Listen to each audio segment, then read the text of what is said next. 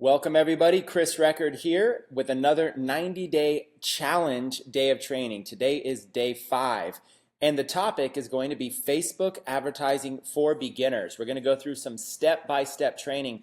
Again, we are broadcasting live in the Facebook group. So if you guys are in the Facebook group right now, let's go ahead and let's get you going. Hold on, let me go ahead and find this here in the background.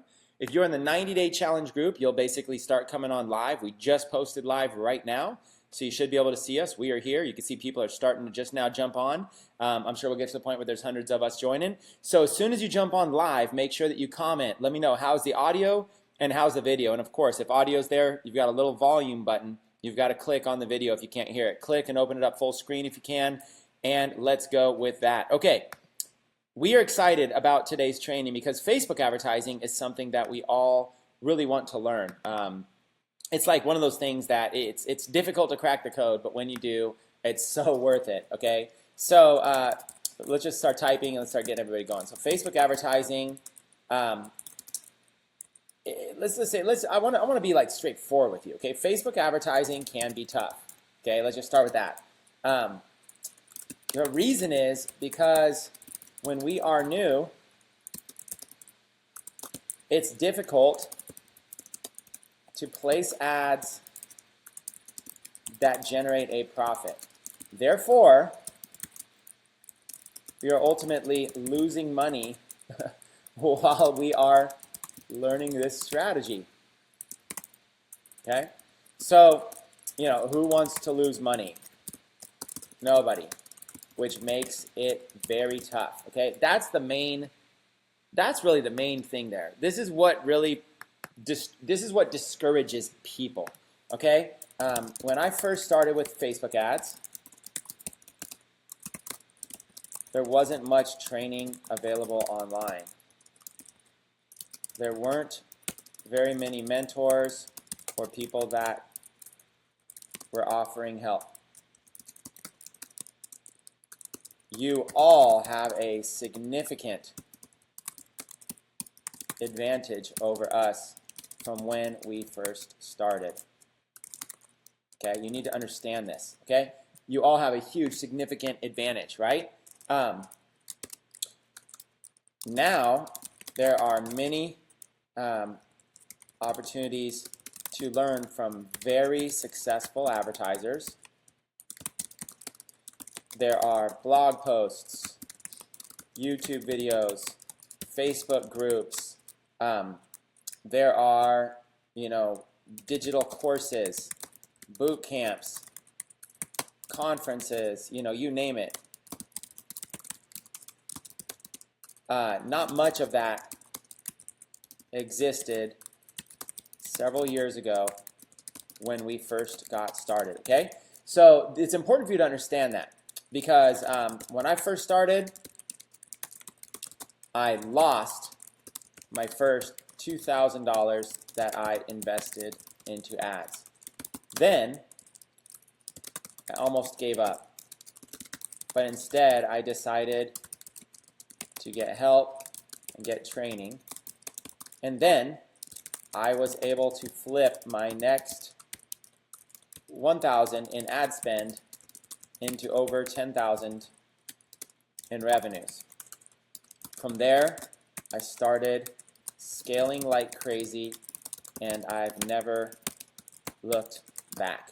Now, the reason I'm telling you my story, and the reason I'm writing up so you can read it later, the reason I'm telling you my story is because, look, I lost money and I basically was ready to give up. I mean, I lost $2,000. I was done. I didn't have more money. I didn't have money at that time. I wasn't balling out with tons of money I could spend on advertising, and it was gone. That's like $2,000. I could have bought a car with it.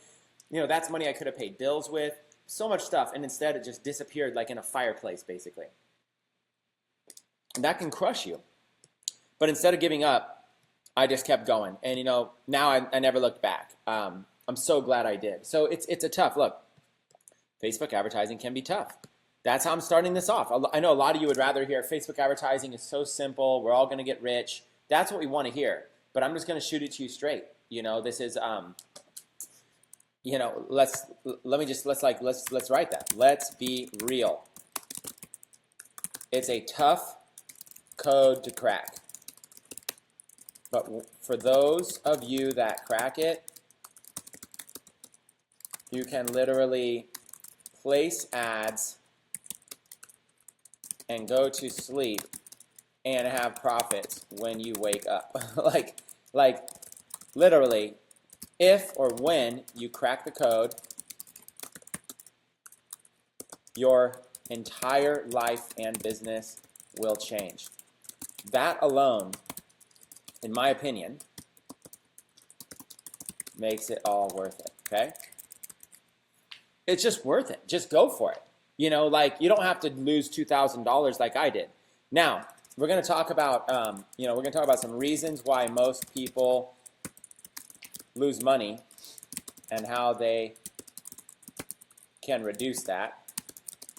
We're going to talk about that. We could really kind of go into some of the reasons why, and we can cover that. But the majority of what I'm going to do today is I'm going to give a basic step-by-step explanation of kind of how to get started, what things are, where to go around in your Facebook ads account. And I'm going to pretend, today's training will focus on beginners who might have never even placed an ad. And so if some of you have placed ads, you got a head start, but sometimes beginner training is good because you might be missing something, you might be doing something wrong, or maybe you don't even understand something, and you're just taking action, and you don't even really understand what you're doing. So that's why today's training is going to help.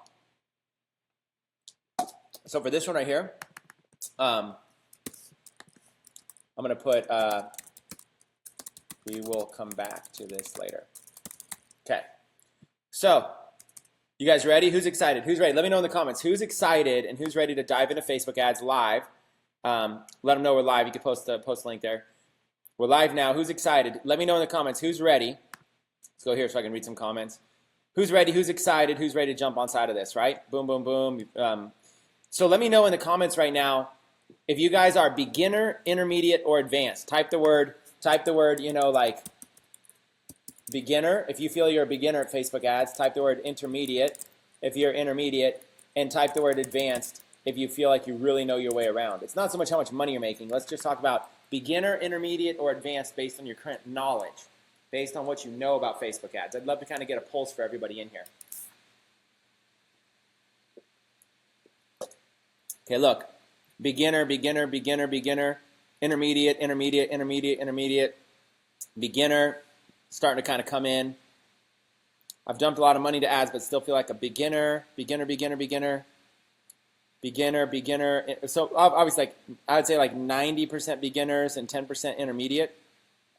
And maybe 80-20, 80% beginners, 20% intermediate. Not many advanced though. Okay, so let's go. Let's go with some focus. Okay, start here. Okay, you guys ready? Start here. It's going to seem simple. Google. Start here. Google. Search Facebook ads. Find Facebook help section. Okay. Remember, there wasn't many people doing this when I first got started, so here's what I did. Go to Google, search the word Facebook ads, skip the actual ads. See how this one's an ad, that one's an ad, that one's an ad. Skip those. And then you got there's like right off the bat, there's 3 sections here. Advertising on Facebook, how Facebook ads work, Facebook business, marketing on Facebook, about Facebook ads, beginner's guide to advertising on Facebook, beginner's guide to Facebook advertising here.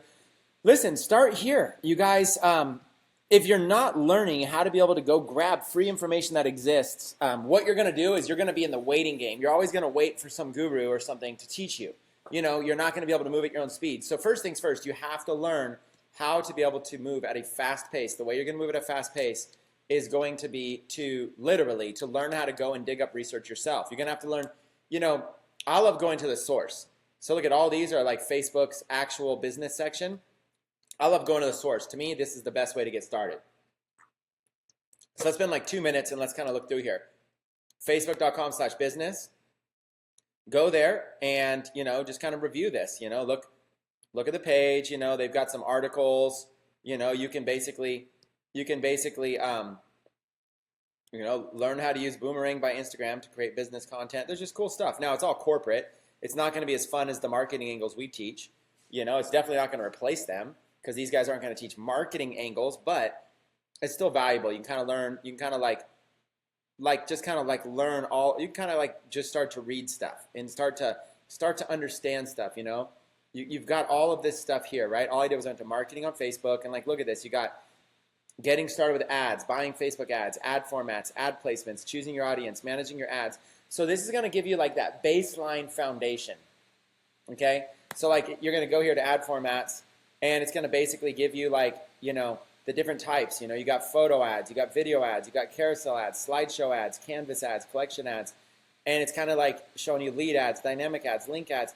You know, it kind of like gives you like a basic thing, and you might go, okay, I want to learn about how to get leads. Okay, well, it kind of tells you. Now, it's really corporate, and you're going to, you know, a lot of people just get lost here. They feel like it's just a waste. But, you know, there'll be stuff that's, you know, our Blueprint e-learning course.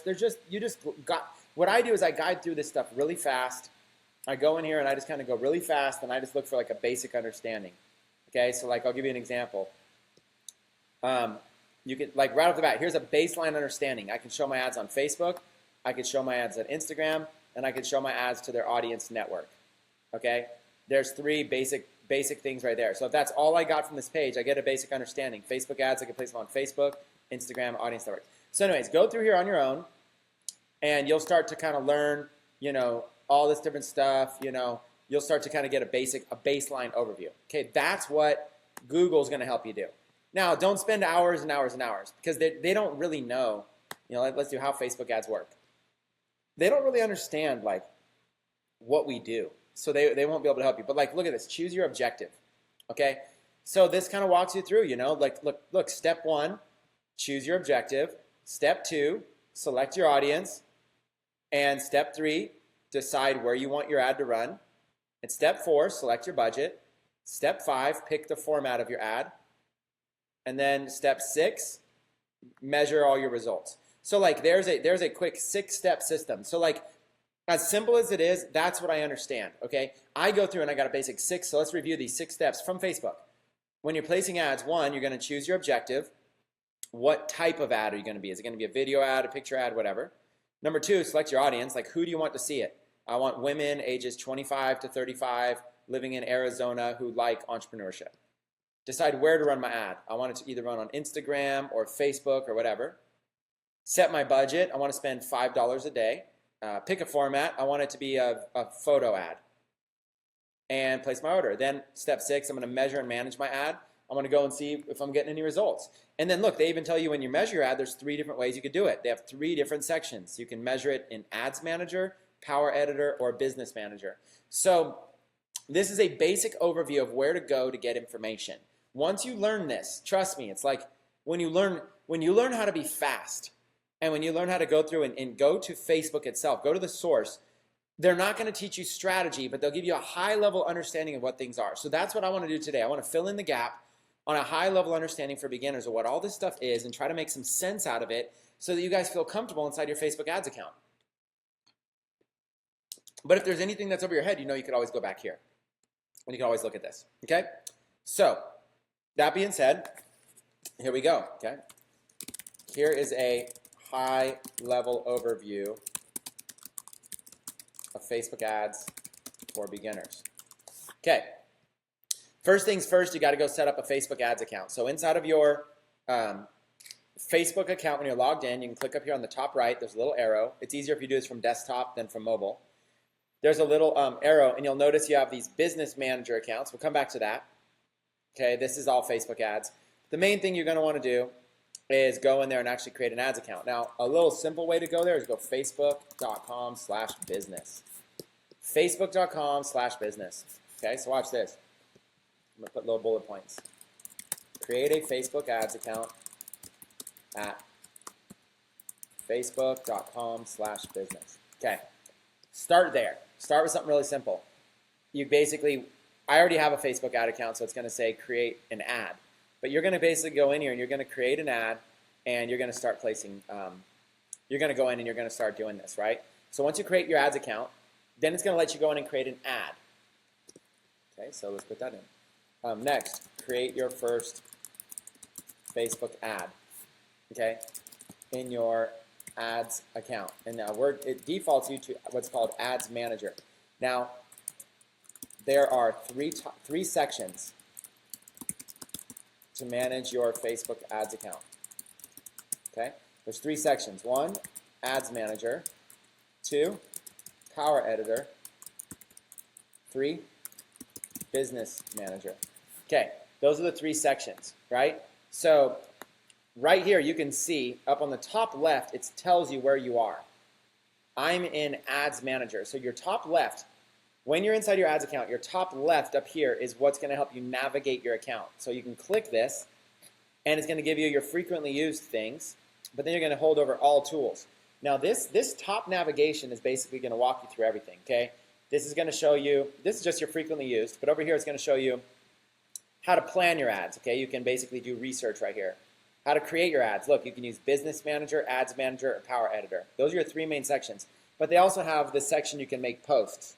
And I do use that. And maybe we'll cover that, maybe we won't. But these are the three main sections. Business Manager, Ads Manager, Power Editor. Okay, these are the three sections you need to know. We're going to talk about these. And this is where you're going to create and manage. Look, there's even help. Okay, measure. Okay, after you create ads, you need to see if they're working. This is where you're going to go into your ads reporting. Assets. This is where you're going to start creating things like you're going to create a Facebook pixel here.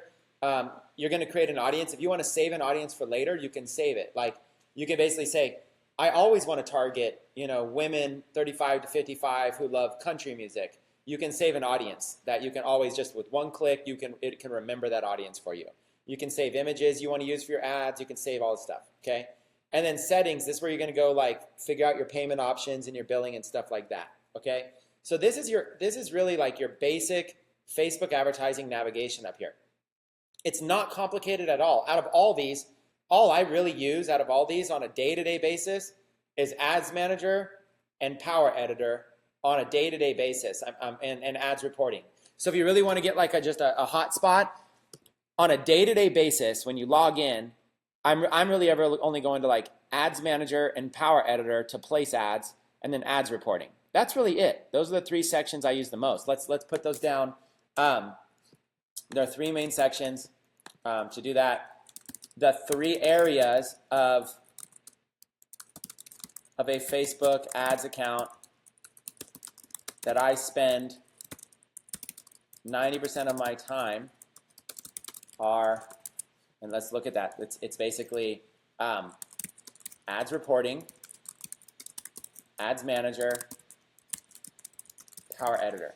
And I'll explain to you kind of what I do. So when I go in here and I place an ad, right now I'm going to place an ad. I'm just going to place one to something live right on the spot so you guys can kind of see this. When I place an ad, then afterwards I'm going to go over here and like tomorrow or whatever, I'm going to want to log in and see if it got any clicks or if it got any sales or if anything happened, right? So obviously Ads Manager and ads reporting are the two main sections you're going to use. The reason I use Power Editor is because Power Editor lets you work on all your ads a lot. So Power Editor is like if you have like more than a few ads, you're gonna need something where you can like manage all your ads all at once. Like I might want to pause 20 ads at one time, or I might want to duplicate 20 ads, or I might want to change the billing amount on 20 ads. That's kind of like your Power Editor. That's the word power. It allows like a bulk editor. It allows you to basically just save time. That's kind of what that is. So all these other things, you don't really need to get overwhelmed by them all. And you know what's crazy is that we've done millions of dollars and I don't even know all this stuff. So don't worry about like being overwhelmed as a beginner. Okay, so what we're going to do is we're going to start with Ads Manager. That's where we are right now, and I'm going to walk through the basics. So we're going to talk on a very high-level overview of some basics about Facebook ads. Okay, let's start over here. So now that you understand this top navigation, let's start over here on the left. There's three sections here. One section is your campaign. The next section is your ad set, and the next section is your ads. Okay, campaign, ad set, and ads. Campaign, ad set, and ads. So what you're essentially looking to do is just looking to understand the difference between those. Okay, let me go back here to my thing, make sure that I'm getting good comments. Okay, what you're really looking to do is understand. Let's talk on a high level, understand the difference between these. Okay, campaigns. What campaigns are is is where you basically, for whatever objective you're trying to achieve with your Facebook ads, okay? Such as, I want to get more website clicks, or I want to make more sales of my product, or I want to generate more leads, or I want to get more views on my video, or I want to get more likes on a post. Whatever your objective is, like what are you trying to do? You need to create a new campaign for each objective, okay? So let's say that like engagement. Let's say you say, I want to get more likes, comments, and shares on my post. Okay, you would place an engagement ad. You would try to get more engagement. You would click on this, and then you would tell Facebook what type of engagement you're trying to get. And on that one, you would do post engagement. Okay, so literally you would go to Facebook and you say, okay, what I'm trying to do is this. Okay, that's what a campaign is. A campaign is basically you're telling Facebook what you're trying to do. Now, you can only have one objective per campaign. So if you want to start out getting a bunch of likes on your post, if you came to me and said, Chris, I want to change that to try to get a bunch of sales. Well, you can't. You would have to create a new campaign. A new campaign that says, now my new campaign is I want to get a bunch of conversions. I want to get a bunch of sales. So essentially that's what a campaign is. A campaign has one objective. You've only got one objective per campaign. So one campaign might be, okay, I'm going to try to get video views. Another campaign might be I'm going to try to get a bunch of likes and shares and comments. And another campaign might be I'm going to try to get a bunch of sales. These are different campaigns. Okay, that's what a campaign is. So you cannot place an ad without a campaign. You have to tell Facebook what you're trying to do, and you can't change it later. You can pause it, you can delete it, you can stop it, but if you want to change it, you have to create a new campaign. Does that make sense? Say yes. If that makes sense, say yes, I understand campaigns, okay? Say it in the comments. Say yes, I understand campaigns. Yes, I understand campaigns. Okay, so now that you understand what a campaign is, inside of a campaign, we have to choose an objective. We have to choose what we want. So I'm going to quickly run through each of these objectives to try to help you understand which one might be a good fit for what you're trying to do. Okay, so they broke them into 3 categories, but that doesn't really help. Out of all of the things here, the only objectives I really use are conversions, engagement, and video views. Okay, my top 3. Okay, so let's go over here and let's say choose your campaign objective. Okay, that's the next thing you want to do. My top 3 objectives I use are engagement, conversions, and video views. Those are my top 3. Okay, engagement, conversions, and video views. So you don't have to be a master. Like app installs. Well, how many of you are going to develop a Facebook app? Probably like none of you. So don't even worry about this. You know, lead generation, I do have some lead generation ads running, but it's like at the end of the day, that's a different type of thing you're trying to do. Product catalog, yes, we do have some product catalog. That's like there's a way to be able to set that up that's really cool, but that's intermediate to advanced. You're not going to deal with that today, so don't even worry about it. Store visits, well, we're not doing a traditional store. Brand awareness, we're not doing branding. Local awareness, no, we're trying to sell to everybody, not to people in a local city. Reach, no. Traffic, yes, we want traffic, but if we're going to get it, we're selling stuff with Shopify. So we don't want just a bunch of visitors to come to our site. We want conversions. So we want actual conversions. So the reason I'll do video views is because sometimes I want a video to go viral, so I do a lot of that. And the reason I do engagement is that I want to post or, to get a lot of social proof on it. And the reason I do conversions is because I want to make money from it. Those are the 3 that I do the most.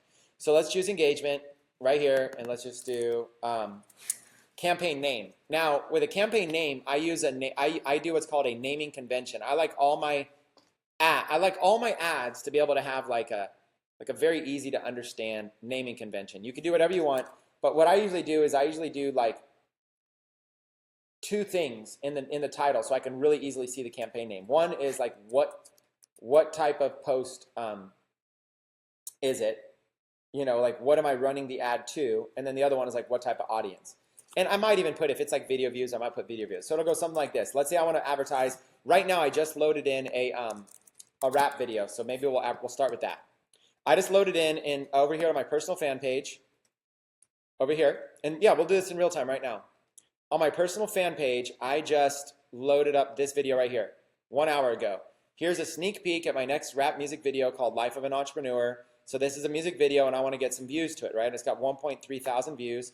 I just launched it. I want to get this to like 100,000 views. Okay, so my objective is I want to get some views to it. So I can either do video views or I can do engagement. I just want to do engagement though, because my objective is I want to get a lot more likes and shares and comments. I want this post to be buzzing.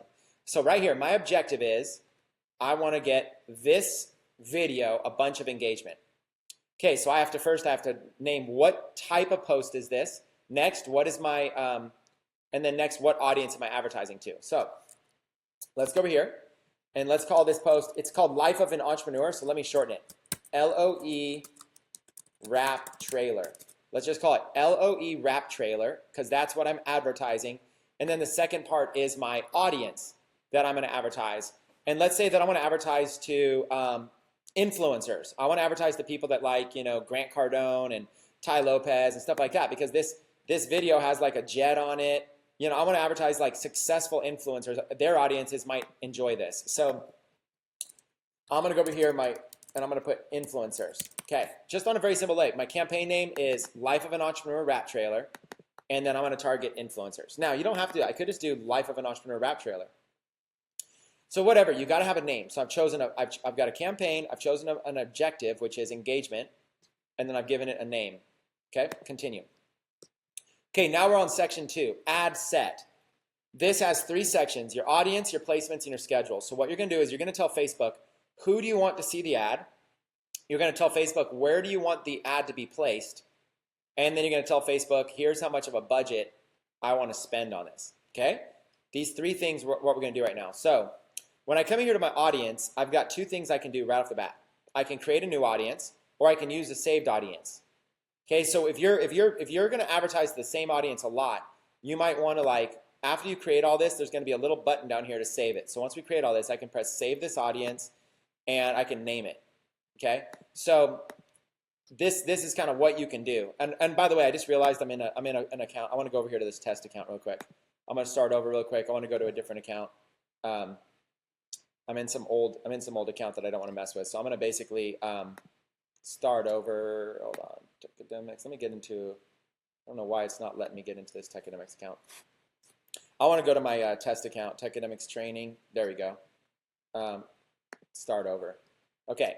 So again, just starting over real quick. Engagement, and I'll do LOE Wrap Trailer Influencers. Okay. I'm right back where I was. I just realized I was in a different. I have a bunch of Facebook ads account. I want to be in our test account because I don't want to actually place ads that I forget about for like months.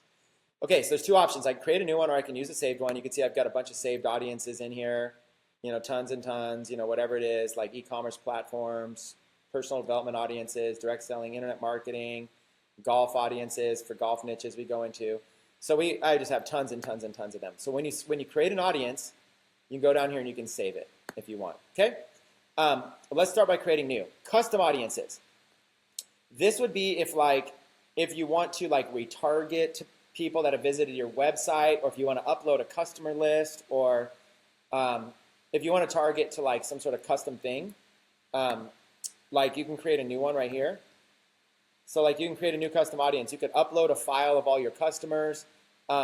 You can put a Facebook pixel on your website and you can retarget everybody that visits your website. You can actually advertise to everybody who like comments and shares on your posts on Facebook. There's a lot of stuff you could do. That's more intermediate level. All this custom audience stuff is more intermediate. Let's skip that. What we want to do is we want to focus on creating basic ads to basic audiences so you're all comfortable. We want to make it as comfortable as possible. So you chose an objective. Let's just choose a basic audience. Locations, United States.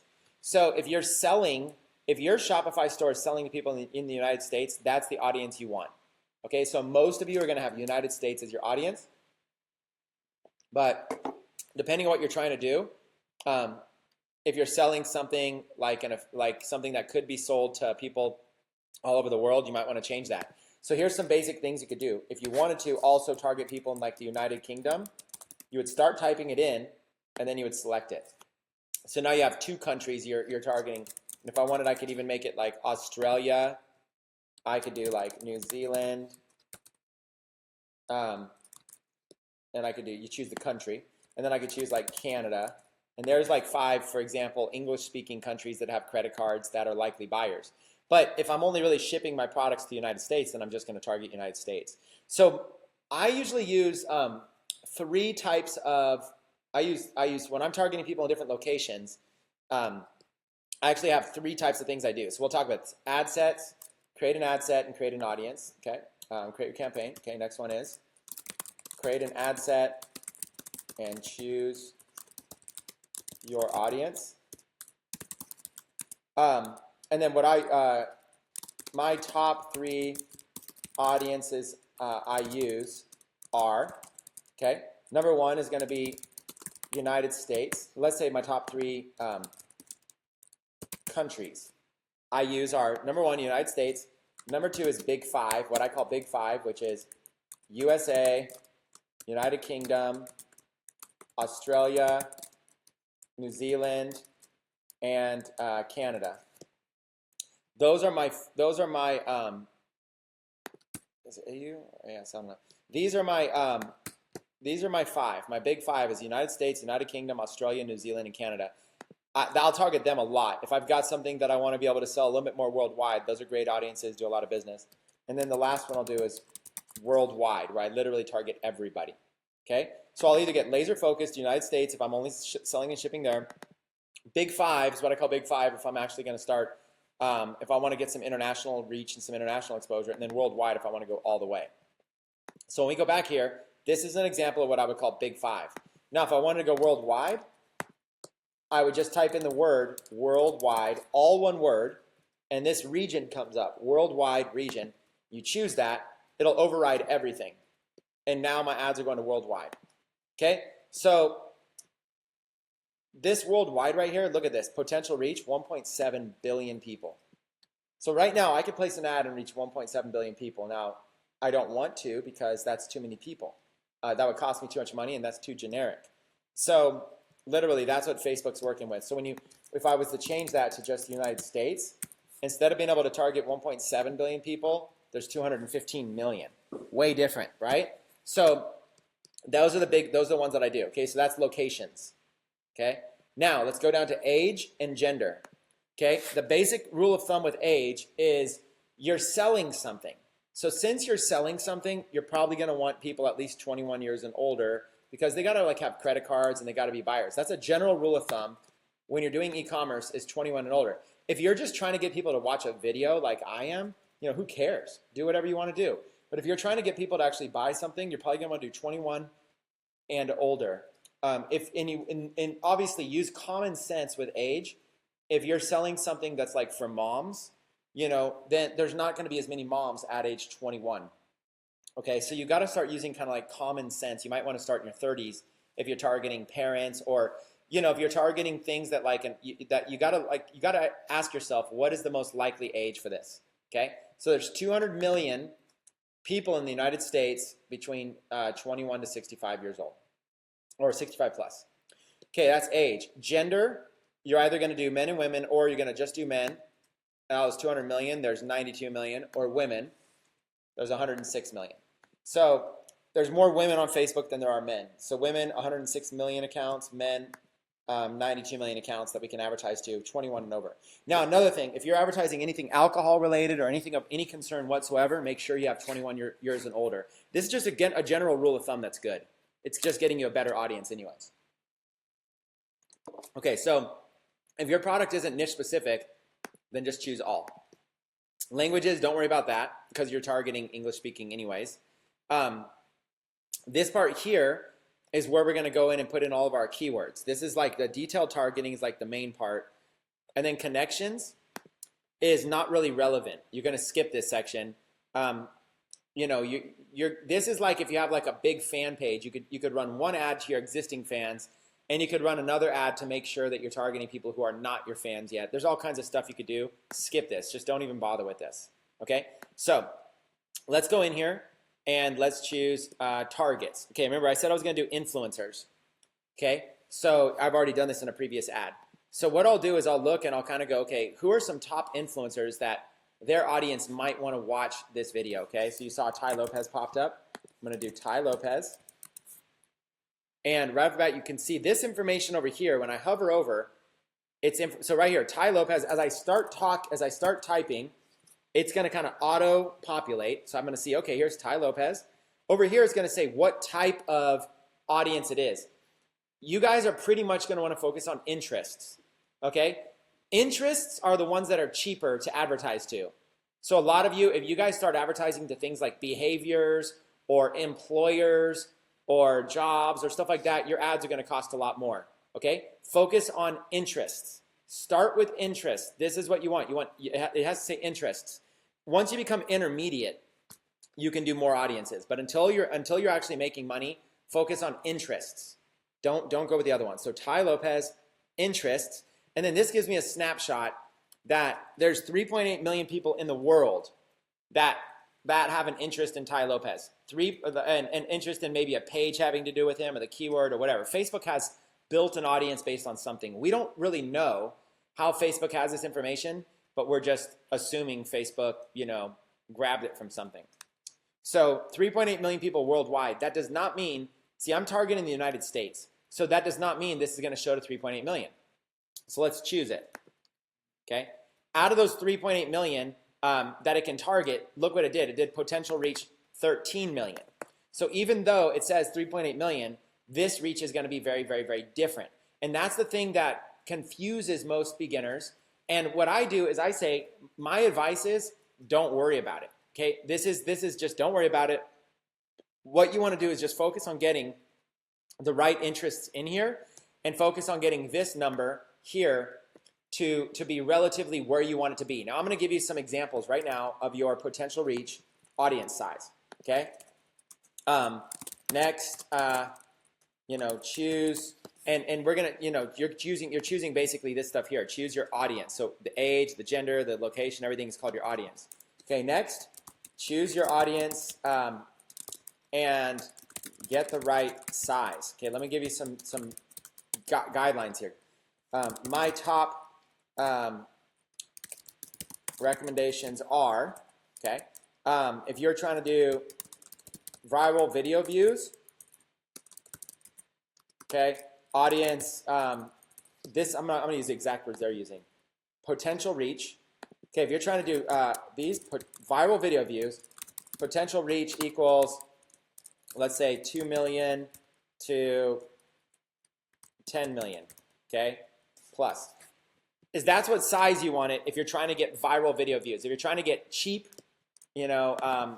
low-cost video views. So if all I want is to run an ad to this video right here and get a lot of views, then what I'm going to want to do is I'm going to want to run it just straight to this audience. Look, millions of people.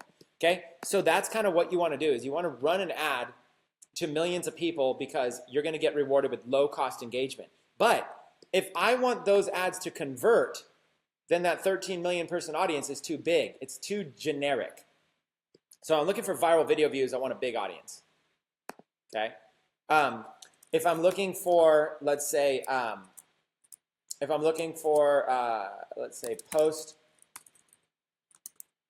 good post engagement, okay, then I'm actually just gonna do the reach to make this a little smaller. I'm gonna put the reach at maybe like 1 million to 2 million. And then if I'm looking to sell a Shopify product directly for reach, then I'm going to look at, like 200,000 to 800,000.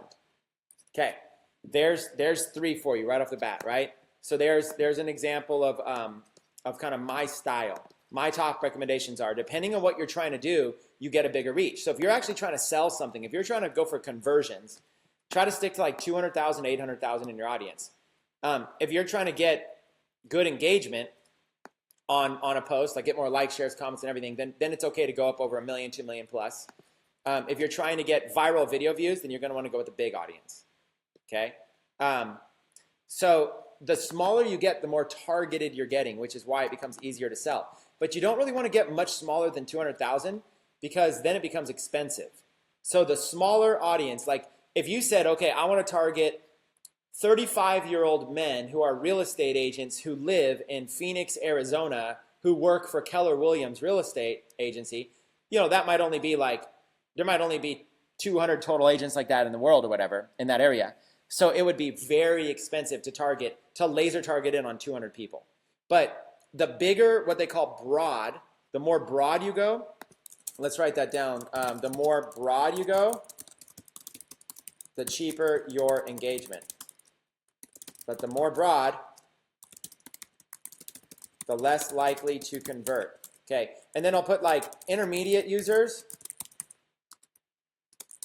Learn about broad targeting with, learn about maturing a pixel. Let's just call it maturing a pixel. Okay, intermediate. If you guys are beginners, don't even worry about that.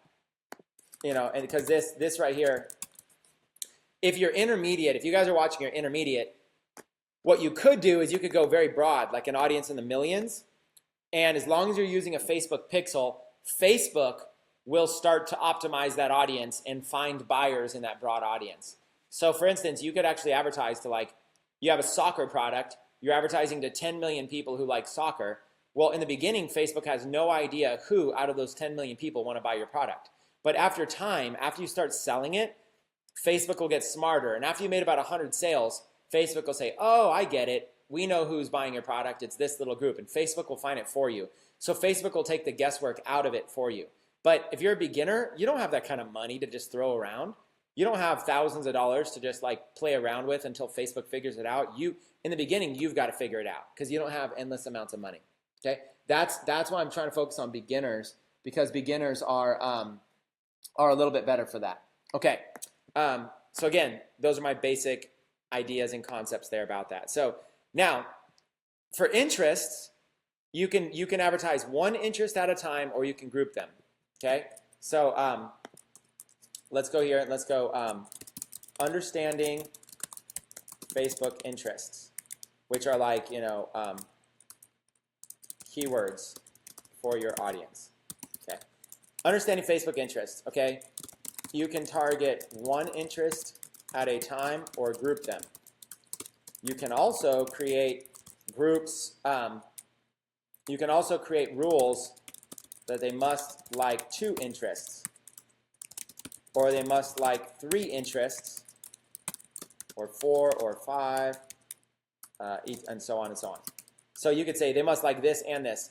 That is called intersecting audiences. And it's a very popular thing that even beginners are going to use.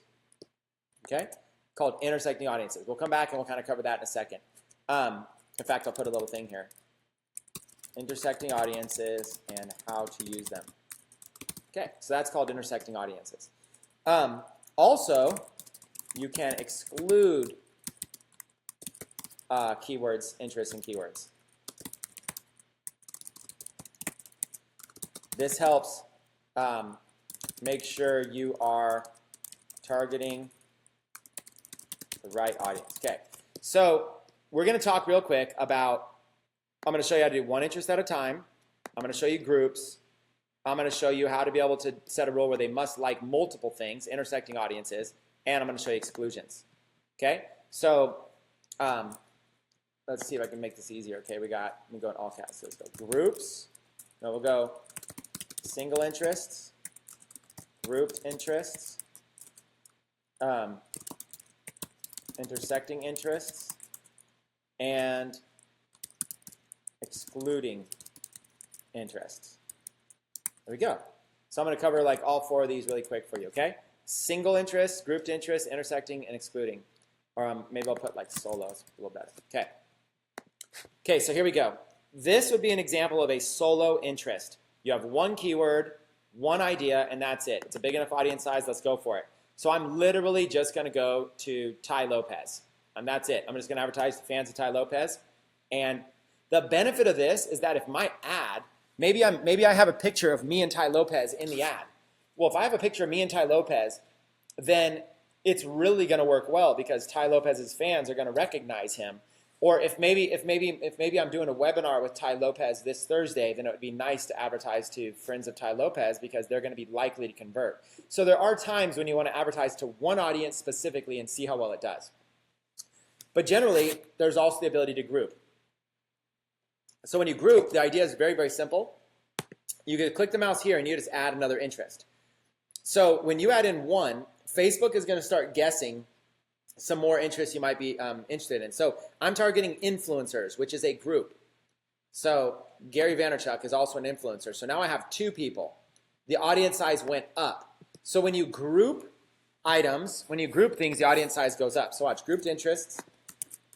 When you group interests, audience size goes up, okay? That's important to understand. So if you're trying to get your audience size higher, you would group together interests, okay? Gary Vaynerchuk, Tai Lopez, let's do Grant Cardone, and let's do Ryan Dice, and let's do Russell Brunson. Okay, 1, 2, 3, 4, 5. I got 5 influencers. That's 26 million people right there. Okay, so when you group things, the interest, the reach goes up. So if you're trying to get a high reach, you would want to do so by grouping. I could run solo ads to just to Gary Vaynerchuk, another one just to Grant Cardone, another one to Russell, another one to Ryan, another one to Ty. Or I can group them. Now the way group things work is this. Facebook is going to show this ad to people that like Gary Vaynerchuk or who like Grant Cardone. So this is not, the person does not have to like all 5 of these. They just have to, like in this audience, it's a big audience. All somebody has to do is like one of these people and they're in this audience. They don't have to like all of them. Okay? So that's very, very, very different. Okay? If I want them to like all of them, I have to narrow down the audience to do that. Or if I want to exclude one, like I want all people that like all these people, but people who do not like Tai Lopez, I would exclude Tai Lopez. So this right here just basically creates like a big pot, a big pile of all the fans of all of these people, and it's 26 million people. Boom, big audience. Now, let's narrow it down. Let me show you what it would be like if I wanted to advertise to, what if I wanted to target people who happen to like all 5 of these people? What if I was going to have, like an example, what if I'm going to have a conference and I have guest speakers, Gary Vaynerchuk, Grant Cardone, Russell Brunson, Ryan Dyson, Tai Lopez. These 5 people are my guest speakers. I could put a picture with all 5 of them and I could do a super hyper targeted ad where I'm only targeting people that like all 5 of them. I would do that with the narrow audience feature. So watch how this narrow audience feature works, okay? I'm going to create one here that is Tai Lopez, and I'm going to create another one, narrow further. I'm going to create one here that is Gary Vaynerchuk. Narrow further. I'm going to create one here that is, let's see, Ryan Dice. And I'm going to narrow further. I'm going to create one here that is, Grant Cardone, wherever he went, right there. Okay. So now each one of these is a solo audience. Grant, Ryan, Gary, Ty, and then we'll put Russell in this one. I'll just delete those. Anytime you want to delete something, you just hover, you click the little X. Okay, so look what I have here. That audience of 26 million people is now only 11,000 people. Okay, because I said to Facebook, I want to target people who like Russell Brunson and who also like Tai Lopez and who also like Gary Vaynerchuk, also like Ryan Dice, also like Grant Cardone. So I'm basically saying, hey, look, show me people who like all 5 of these people. That's 11,000 people. That is called a hyper-targeted audience. Those people are like the most loyal people that I could ever advertise to. They like all these people. And if I said all these 5 people are going to be on a webinar tonight, or let me be more realistic. Let's say that I was going to just do a lead capture. Let's say I was like, hey, I want to generate leads. Hey, I've got the top lessons I learned from Tai Lopez, Grant Cardone, Russell Brunson, Gary Vaynerchuk, and Ryan Dice. Here's the top 5 lessons I learned from all these 5 people. I could write a blog article with a lesson I learned from each one of them, and then I could advertise this audience, and it would be insanely perfectly matched. But because it's small, it's going to be expensive. Remember, the smaller it is, the more expensive it is. The larger it is, the cheaper it is. So this is a little too small for my taste. But if I had a product I was selling with all 5 of these people in it, I might try this. Now, some of these people are more popular than others. Russell Brunson, 147,000 people there. Tai Lopez, 3.8 million. So some people are more popular than others. Gary, 3.8 million. Ryan, 193. Grant Cardone, 1.2 million. So if I took out Ryan, and then it's going to jump it up to a bigger audience, okay? So do you see how that works right there? And if I take out this right here, Russell, even bigger. 6.5 million people like Tai Lopez, Gary Vaynerchuk, and Grant Cardone each. So basically the same type of person that follows one generally follows the others as well. So now I have a much bigger audience. So as I continue to add more people to it, it's going to continue to narrow. See, I have 6.5. I can narrow it further down. Let's do. Let's add Mike Dillard, and it's going to go down to 3.6 million. Okay. Let's narrow it further, and let's add. Let's go to Lewis Howes, and now it's 3.4 million. It just keeps going down. Narrow it further. Let's go down and let's do people who also like Ray Higdon. And it just keeps going down and down and down and down and down. Okay, so you can kind of do that, okay? That's another way to be able to do it. What you're looking to do is you're looking to basically either group them together or you're looking to what's called intersect them. Now, let me give you something that's more Shopify related for this, okay? Let's go here. Hold on. Let me erase all these. You just click the X to erase them all. Okay, let's do Shopify related. So if I want to target people who like cigars, okay, let's target men. Let's narrow it down. Men who are 35 years old, older men, because younger men don't generally smoke cigars on average. So older men who like cigars, there's 2.7 million people in the United States, right? I think we're running a United States audience. So in the United States, ages 35 to 65 men, there's 2.7 million people who like cigars. Now, what I'll do is I might narrow this audience down, okay? Let's narrow it down to people who like cigars and who like Scotch, okay, Scotch whiskey, okay? There is a good audience. Now, if I'm in a Shopify audience, remember, the audience size I'm looking for is about 200,000, 800,000 if I'm trying to sell a Shopify product. So here you go, 620,000 people. That's in between 200,000 and 800,000. 620,000 people that like cigar and like Scotch. So if I can find a product in Shopify that has to do with Scotch and cigars, then I can advertise to this audience, and this is going to be a very good audience. These are people that like Scotch, whiskey, and cigars. So maybe what I'm doing is I'm using, in the graphic, maybe I'm using a picture of a person smoking a cigar, sipping a glass of Scotch. And let's look at that. Let's go to Google Images just to give an example of what you would do to target that audience. Scotch and cigar. Okay. So we'll go over here to images. Okay. So see this image right here? This is called an intersecting audience. Okay. This is really important to know as a beginner. There are two very separate things that go together.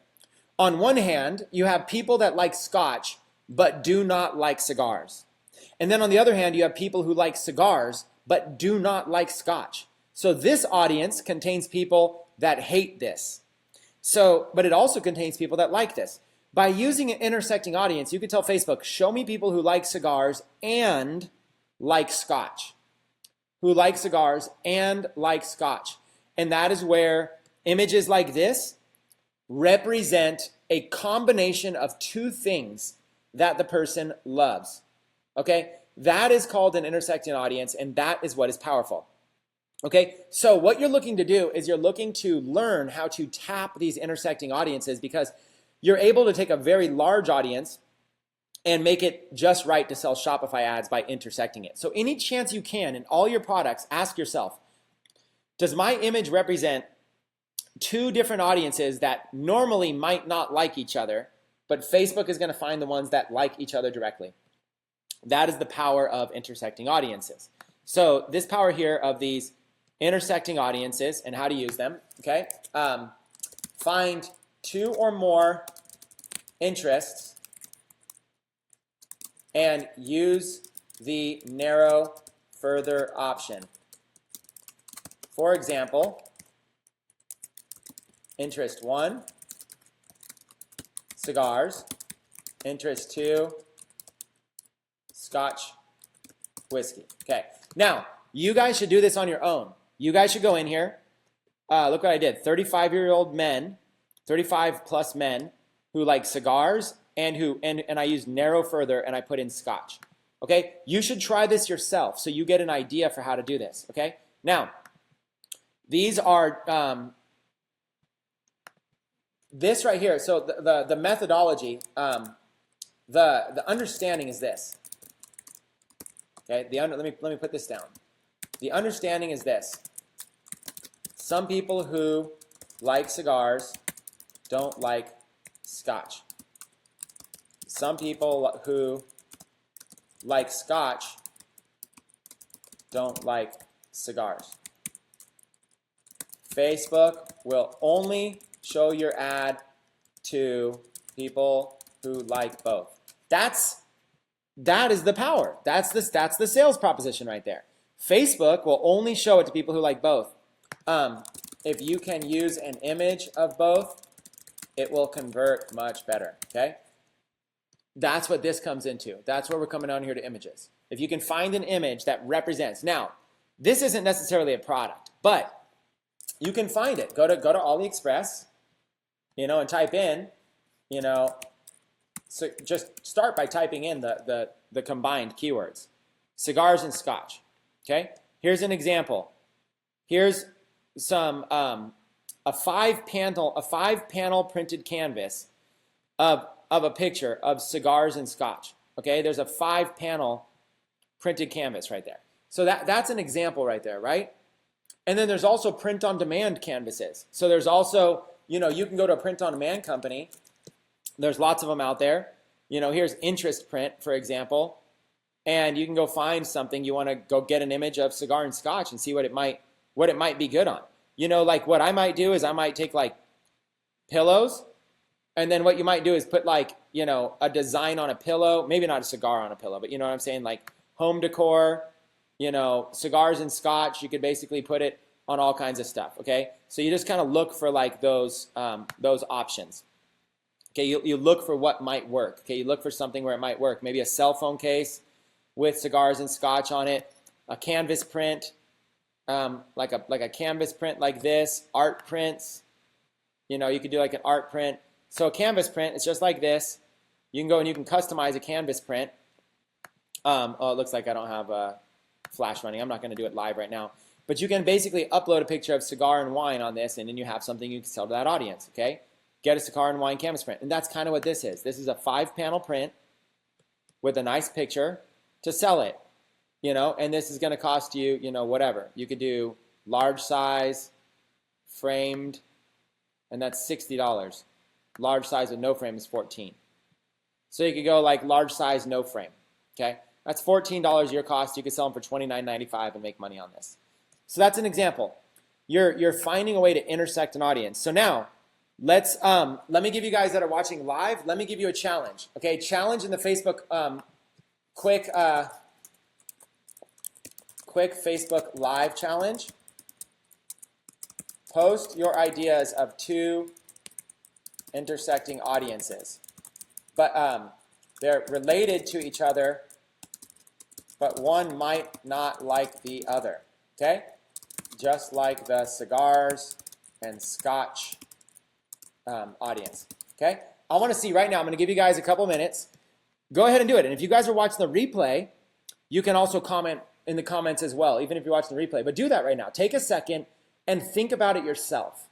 Post your ideas of 2 intersecting audiences right now, and then I'll show you more. But do it. Do it. Give yourself a second and think through and go in the comments right now and see what you can do. Okay? Give you guys a second here, and then I'm going to start reading them. Okay, let's go here. Let's see if anybody's got some good ideas.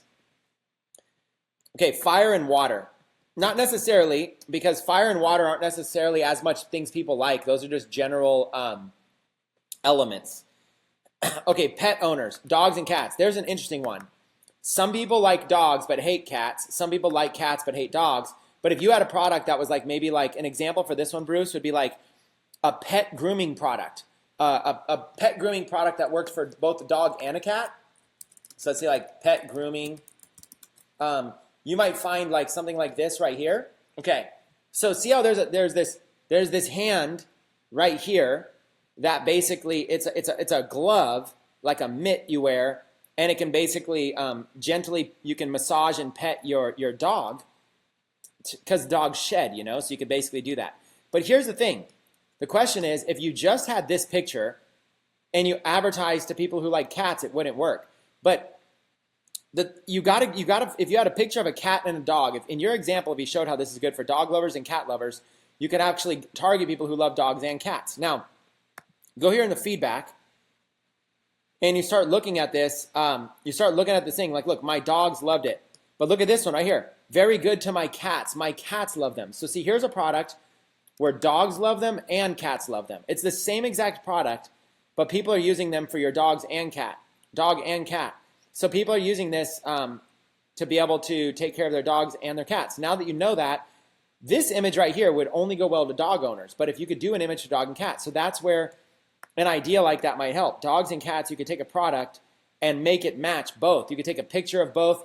You could say, here's how to groom your dog, here's how to groom your pet, and you can target people who like both so they're not turned off. Clothing and makeup, it's a little bit more general, and I would say dive a little deeper because everybody has clothing and all women have makeup. So it's not really, you want to get a little bit more specific. Bags of makeup, I would still stay a little bit more specific. Let's see, I'm not sure what the dark post question is regarding. Okay, let's see, wine and hunting. There we go, there's a good one, okay? Because hunters, people that are out there hunting, might not like wine, and people like wine might not like hunting at all. So there's two that are like, those are two that are great. Let's go in and let's type in wine and hunting, okay? Just as an example. You're gonna go, the first one you're gonna do wine, interest, and then you're gonna narrow it down and you're gonna do hunting. So look, 6.9 million people like wine, hunting, interest, and let me make this a little bit bigger. Let's go 21 and over. Okay, so 12 million people in this audience, wine and hunting, okay? But if I just do hunting, it's 33 million. So I'm able to narrow it down by typing in wine, and you've got a crossover audience. There are 12 million people who like both hunting and wine, 12 million people. So you're able to narrow it down. Now you can narrow this down even further. Like, let me give you an example of narrowing it down further, okay? Let's say, let's be more specific, hunting and craft beer. That's 2.4 million. So instead of wine, what if you did a type of, not just beer, but a type of beer? Now you can target a craft beer ad specifically for hunters, right? So you could do like, you go over here and you would do like, go in here, go craft beer. Find a product, find these products that are selling whatever, and see if there's something having to do with craft beer. Maybe like a craft beer sign, like a vintage sign. You could find like a craft beer sign. There's like lots of things you could do. Now these don't really look like craft beer so much, so I don't know that I would use these if I was doing craft beer. And I wouldn't use something that's like a brand. But what I would do is like, just to give you an example, I'll take any one of these. Okay, take like it was this one right here, like a vintage type sign, okay? Or this one here. Everyone needs something to believe in. I believe I'll have another beer. Now, here's a beer product, okay? Somebody might want to put this like in their man cave or in their whatever. What you're looking to do is you're looking to maybe try to find a way to add an element to this that basically adds another audience. So let's say hunting. If you want to target this to people who like beer, that's going to be too big. But if you can somehow turn this into a hunting ad, what you might do is instead of it just being on a wall, what you might do is you might want to do like, go to like Google and type in like log cabin interior, okay? So somebody who lives in like a log cabin home, okay? And you might want to find like a picture of like a log cabin wall or something like that, right? Like, maybe like a better picture of this. So do you see how they have these pictures hanging on the side of that wall right there? Well, that's the kind of concept right there, is that if those pictures right there were that same craft beer vintage sign, if we just put that same craft beer vintage sign right here and we show that, then suddenly it's a direct match. Here's people who like, let's say like hunting wall, vintage sign. Let's see if there's somebody, let's see, like, and you might even be able to find one that's more like beer related, like hunting and beer as well. But see, like, hunters always have these hunting signs, right? Like gun signs, Remington guns. They love these vintage signs to hang up, right? So let's go hunting beer sign. So you're looking for something that's either like bush hunting. There's a beer sign. Here's a bunch of people drinking beer and hunting. Deer and beer makes me happy. That's actually even a better one. That right there is probably, we've just found like a winner. Okay? Deer and beer make me happy. Okay? You're targeting somebody who likes hunting and somebody who likes beer, and you're targeting with this sign, and you could say like, this makes a great gift for, for your hunting friends, stuff like that. So you can go and you can find like deer and beer makes me happy, gone hunting sign right there. You can find these combined signs. You can get ideas. Eat, sleep, hunt. This is fishing and hunting together. Let's look at this one. Some girls like diamonds and pretty rings. I like camo and shooting things. Some girls like diamonds and pretty rings. I like camo and shooting things. See how they're putting it on t-shirts? What they're doing is they're combining audiences. They're basically taking women and going into the gun niche and the hunting niche. And, you could target women who are like the Second Amendment niche, women who like camouflage-related stuff, all of that. And then so basically you're targeting these intersecting audiences. You're really getting in there and diving in and getting people to buy stuff like that. So that's what these intersecting audiences are. Like another example might be like, let's go back. Hunting and craft beer. Let's go back to cigars. Okay. Cigars. And then let's go and narrow down the audience and let's do golf. Okay, so it's 12 million. And we just narrowed it down to half that, to 5 million. Okay? Cigars and golf. So now you can go over here and go like cigar holder. And you can find like a cigar clip. Let's do a cigar clip. Okay? And you see like these cigar clips, like this cigar clip right here, right? It's $1.55, but as soon as you add e-packet to it, it's $3.15. So this product right here, I can sell these for $3.15. This is a cigar clip. Well, what I can do is instead of just showing a cigar clip, if I show how it clips onto a golf cart, then I'm going to be able to sell it better. So let's go up here and let's go like cigar clip golf. And if I sell this, it's the same exact product, right? But if I sell it using this image right here, then it's going to sell to that specific audience. Does that make sense? Like right here, if I just target people interested in cigars, it might sell. But if I do cigar and golf, and I use a picture of cigar and golf, then it's going to do so much better, okay? It's literally going to do so much better. So you find these like cigar clips like this. You find a really good image of a cigar clip. Find one that you think will sell. And then that product is cheap enough that you could give it away for free plus shipping.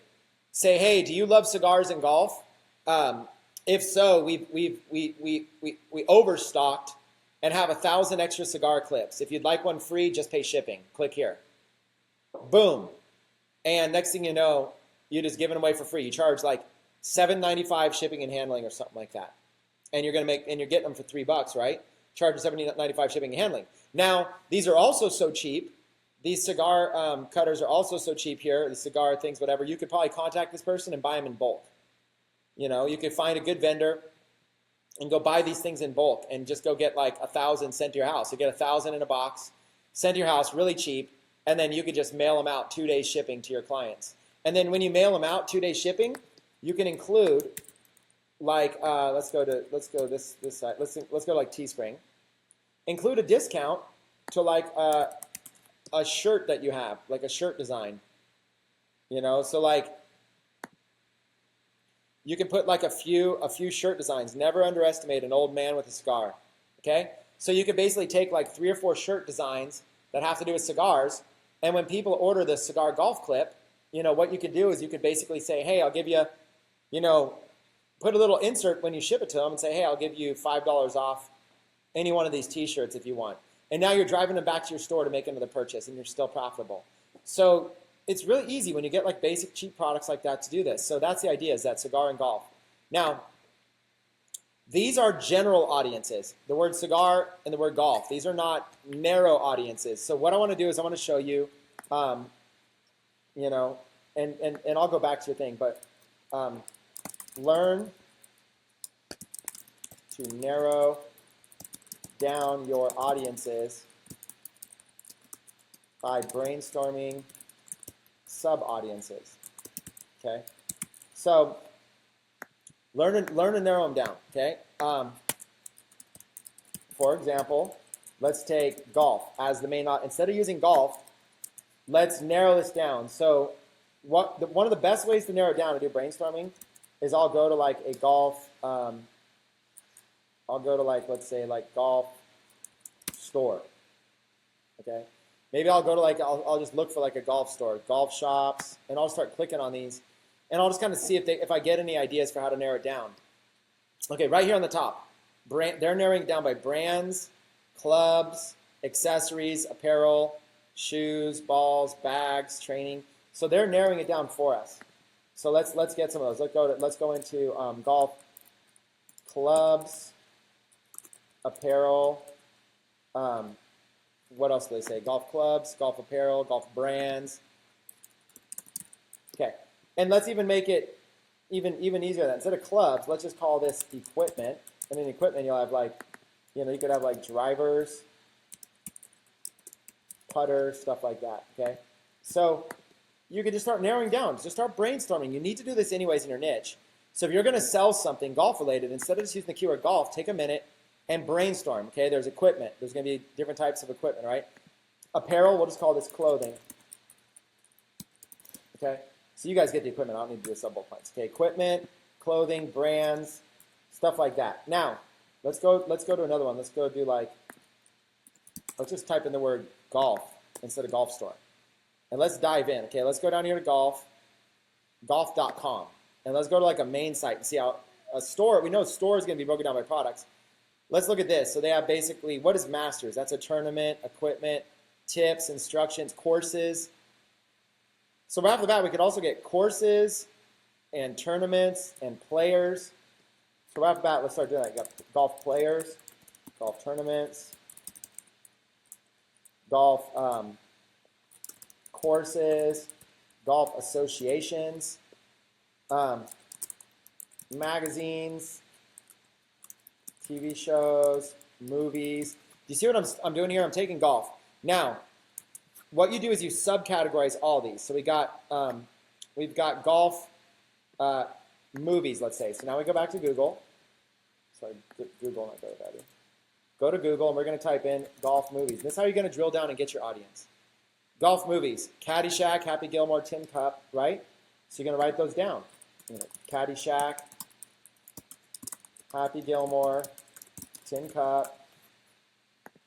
Only the ones that are actually golf, right? So Legend of Bagger Vance, greatest game ever played, Stroke of Genius. So just Bagger Vance, greatest game ever played, Bobby Jones, Stroke of Genius. Okay. And if you're a golfer, it helps. Because if you're a golfer, you actually know if these are actually any good or not, right? So there you go. And then some of these are probably like not as much about golf, and some of them are different, So what you do is you basically have like a list of like movies. Okay, then you go to TV shows. Okay, well, golf TV shows. Look at how simple this is. Golf TV shows. Okay, you got The Big Break, Golf Central, Faherty. So you got Big Break, Golf Central, Golf Channel even. And then you got Faherty. And you can kind of like go through and you just kind of brainstorming, right? So there's some TV shows. You really only want to take the popular ones. Okay, and then you go back through and you go through each one of these, okay? Magazines. And you're going to do the same thing, golf magazines. And this is what you're going to do, okay? Golf magazine, Golf Digest, Golf Week, Golf World. So golf magazine, Golf Digest, Golf World, and then Golf Week, and any others that might be popular. Okay. Okay. Now you go to associations. What are some golf clubs? Golf associations. Okay. AGA, American Golf Association. I'll put the initials too. AGA, American Golf Association. And you guys might be wondering why I'm taking the time doing this, but this is how money's made. So this is how we make money. Arizona Women's Golf Association. So I don't know if I need Arizona, but Women's Golf Association. USGA, United States Golf Association, USGA, United States Golf Association. And then what else do we have? We have, Junior Golf Association. These are so important, you guys, because you're going to need to kickstart this. Junior Golf Association, EWGA, Executive Women's Golf Association, EWGA, Executive Women's Golf Association. Okay, are you guys starting to get the idea? American Junior Golf Association, AJGA, AJGA. And then there's also like the big ones, PGA, Professional Golf Association. Okay, so you basically could get these associations and clubs. Now you could go like golf associations, and you could really go looking. I mean, there's probably like a bunch, Look at all these golf associations. Now, that doesn't mean they're all. Okay, here's another thing. This is a great one. Professional disc golf. Now, disc golf is where you throw a frisbee into a net. Golf is where you hit a golf ball with a club. Two totally different things, right? So, but a lot of times it's called the same thing, like Professional Golf Association, Professional Disc Golf. So let's talk about exclusions. Let's go back to exclusions for a minute, because it's going to be important for you to know how to be able to excluding interests. Example, Golf Association, disc golf. We'll just say golf and disc golf, okay? Golf and disc golf, okay? Two very include sports. FB might confuse them, okay? Include the one you want, exclude the other. Okay, so let's go over here, and you're going to notice this when you start going. So let's say that golf is your target market, right? Golf.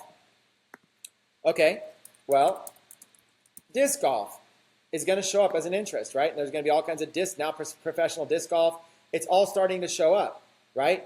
Now that's problematic because now disc golf is already included in here. So what I'm going to do instead is I'm going to go down here to exclude. You click the exclude one, and then you're going to put disc golf, and you're going to exclude the interest disc golf, okay? And maybe I'm going to go a little bit more and go disc golf again and look for an interest that has a lot of people, and maybe I'll do like disc golfing or something like that and just try to see.